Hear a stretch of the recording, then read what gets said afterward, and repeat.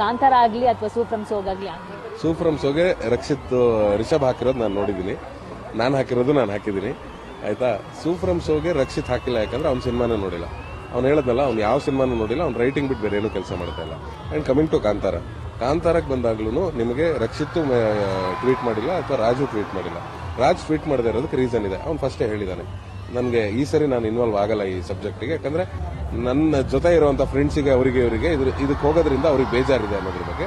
ಅದಕ್ಕೆ ಅವನು ಹೋಗಿಲ್ಲ. ಅವನಿಗೆ ಏನು ಪರ್ಸನಲಿ ಅವನು ಹಾಕಬಾರ್ದು ಅಂತ ಹಾಕಿದ ಇರೋದಲ್ಲ. ಅಂಡ್ ರಕ್ಷಿತ್ ಅಗೇನ್ ಅವ್ನು ಯಾವ ಪಿಕ್ಚರು ನೋಡ್ತಿಲ್ಲ, ಅವ್ನು ಬರ್ಕೊಂಡು ಕೂತಿದ್ದಾರೆ. ಹಂಗಂತ ಇಲ್ಲ ಅಂತಲ್ಲ, ನಮ್ಮ ಜೊತೆ ಇದ್ದಾನೆ. ಸೊ ಅವ್ನು ಆಲ್ರೆಡಿ ಸೋಷಿಯಲ್ ಮೀಡಿಯಾದಿಂದ ಆಚೆ ಇದ್ದಾನೆ. ನಿಮಗೆ ಗೊತ್ತಿದ್ರೆ ಅವ್ನು ಟ್ವಿಟರ್ ಅಲ್ಲೂ ಆಕ್ಟಿವ್ ಆಗಿಲ್ಲ, ಅಥವಾ ಇಟ್ಕೊಂಡೇ ಇಲ್ಲ. ನನ್ನ ಪ್ರಕಾರ ಮೋಸ್ಟ್ಲಿ ಅದನ್ನೆಲ್ಲ ತೆಗೆದಾಕಿ ಆರಾಮಾಗಿ ಕೂತಿದ್ದಾನೆ, ಉಡುಪಿಲಿ ಕೂತ್ಕೊಂಡು ಬರೀತಾ ಇದ್ದಾನೆ. ಸೊ ಒಳ್ಳೆ ಪ್ರಾಡಕ್ಟ್ ಆಚೆ ಬರಲಿ ಅಷ್ಟೇ. ಸನ್ಯಾಸಿ ತರ ಕೂತಿದ್ದಾನೆ, ಬರೀತಾ ಇದ್ದಾನೆ.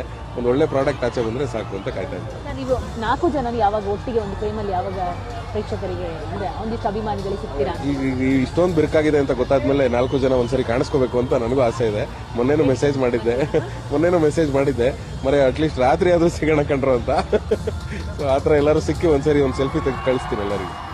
Sir, thank you sir. All